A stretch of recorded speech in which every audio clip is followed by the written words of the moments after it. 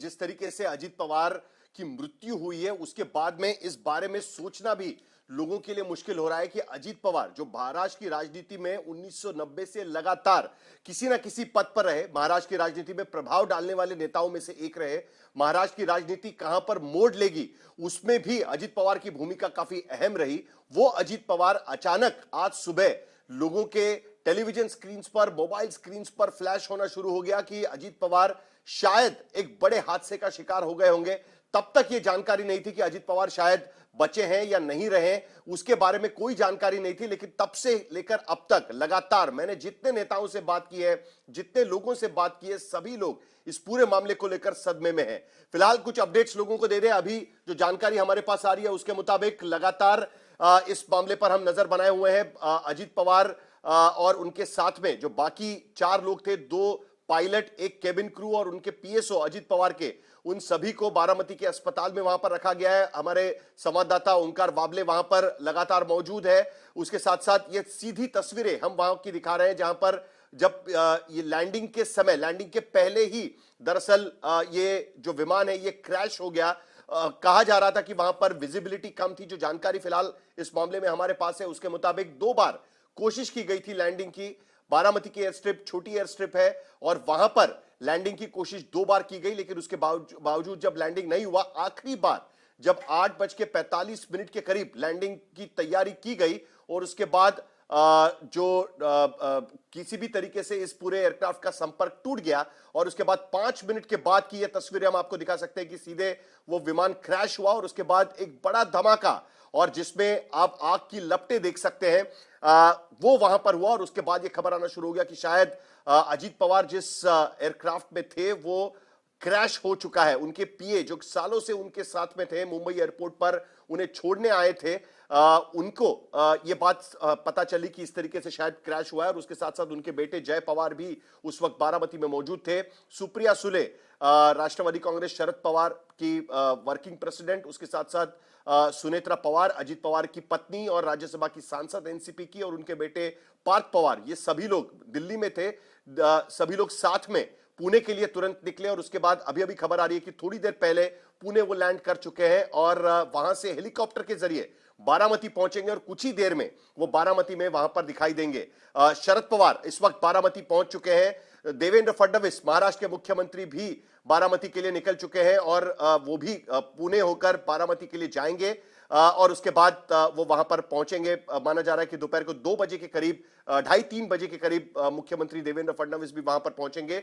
महाराष्ट्र का करीब करीब पूरा मंत्रिमंडल इस वक्त बारामती की तरफ जा चुका है। वहां पर शरद पवार और अजीत पवार के तमाम समर्थक भी वहां पर इकट्ठा हो रहे हैं। महाराष्ट्र में जिला परिषद के चुनाव होने जा रहे थे और जिसके चलते पश्चिम महाराष्ट्र में दरअसल ये चुनाव हो रहे थे, तो वहां पर भी वहां पर पहुंचे हुए ओंकार वाबले हमारे संवाददाता इस वक्त उस अस्पताल के बाहर पहुंच चुके हैं जहां पर अजीत पवार और बाकी जो उनके साथी थे उनके पार्थिव वहां पर रखे हुए हैं।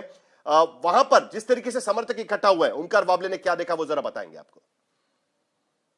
मैं जिम में था, जिम में मुझे इतने फोन आए, मैंने उसके बाद फोन उठाया और मुझे बोला कि दादा का प्लेन का क्रैश हुआ है और मैंने उधर जाके कंफर्म किया तो मैं देख के खुद का बॉडी गिर गया, जैसे लगा कि मेरी जान गई। अभी भी मेरे देखो हाथ है और मैं दादा को देखा वहां पे, दादा का कुछ भी चेहरा नहीं दिख रहा था, सिर्फ उनकी घड़ी दिख रही थी, घड़ी दिख रही थी, घड़ी उनकी घड़ी दिख रही थी और घड़ी देख के हम शौक आ गए, शौक आ गए।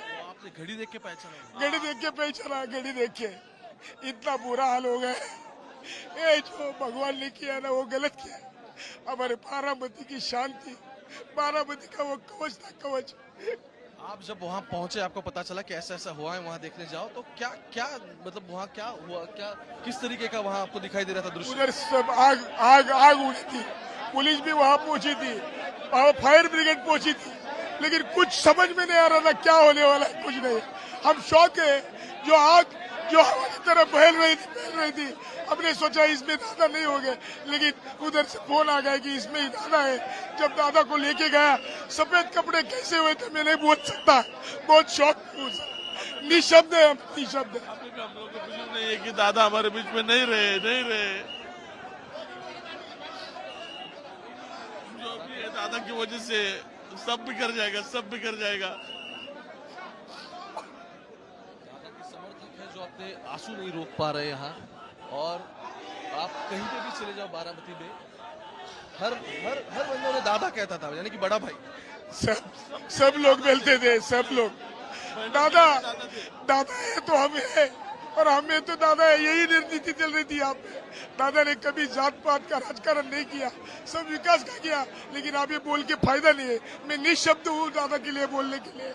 दादा हमारे लिए भगवान थे, हमारे लिए पिता थे, हमारे लिए एक परिवार थे। आप कितने साल से थे दादा के साथ? दादा को मैं जब से मेरे को समझ में आता है राजनीति, मेरे पिताजी उनके साथ, शरद पवार के साथ पहले 50 साल से थे। मैं 20 साल का था तब से दादा के पहले रैली में गया हूँ। दादा के पीछे हर वक्त में खड़ा रहता हूँ। मैंने उनको बोला था, आप मुझे राजनीति में नहीं ला सकते तो मुझे आपका बॉडीगार्ड बनाओ। मैं आप आज बॉडीगार्ड होता तो दादा को कुछ नहीं होने देता। यही मेरी ख्वाहिश थी दादा के पास। आपके पुरखे यानी कि आपके पिताजी, मतलब ये एक लीगेसी है पूरे पीढ़ी से जब से शरद पवार ने राजकारण में कदम रखा, अजीत दादा ने कदम रखा, वैसे मेरे परिवार ने कदम रखा था। और हम उसी तीसरी पीढ़ी दादा के साथ चल रहे थे। और दादा ने हमको छोड़ के गए, बहुत दादा ने छोड़ के गए। बहुत भगवान ने गलत किया है। दादा वापस आ जाओ दादा। ओमकार वाबले इस वक्त हमारे साथ जुड़ रहे हैं। ओमकार, सबसे पहले तो बताइए वहां पर क्या स्थिति है, क्योंकि अभी खबर हमारे पास आ रही है कि प्रफुल्ल पटेल, सुप्रिया सुले, सुनेत्रा पवार, पार्थ पवार सभी लोग पुणे पहुंच चुके हैं। और उसके बाद वो बारामती के लिए हेलीकॉप्टर के जरिए पहुंचेंगे। शरद पवार क्या वहां पर पहुंचे हुए हैं, रोहित पवार भी वहां पर पहुंचे हुए हैं, ये खबर भी सामने आ रही थी। इस वक्त अस्पताल के बाहर क्या चल रहा है और अस्पताल के भीतर कौन कौन है और आगे क्या होगा, क्योंकि मुख्यमंत्री देवेंद्र फडणवीस भी किसी भी वक्त वहां पर पहुंच सकते हैं। ओमकार, एग्जैक्टली शरद पवार, सुप्रिया सुले और सुनेत्रा पवार सब एन रूट है, मतलब वो रास्ते में है, थोड़ी देर में पहुंचेंगे। अगले 20-25 मिनट में वो यहाँ पहुंच जाएंगे। लेकिन जिस अस्पताल में मैं खड़ा हूँ वहाँ कार्यकर्ताओं की भीड़ लगी हुई है। यहाँ 5 से 7 हजार कार्यकर्ता अंदर की तरफ और उससे भी ज्यादा कार्यकर्ता बाहर की तरफ है। पुणे से आप देख सकते हो रूपाली पाटिल और अलग अलग नेता आए हैं। सिर्फ पुणे और बारामती नहीं बल्कि पूरे महाराष्ट्र में जो अजित पवार को मानने वाले लोग हैं, अजित पवार के फॉलोअर्स हैं या फिर जो उनसे अक्सर प्यार से दादा बोलते थे, वे सभी लोग यहाँ आए हुए हैं। रूपाली पाटिल खुद के आंसू नहीं रोक पा रही है। पिछली बार कब बात हुई थी दादा के साथ?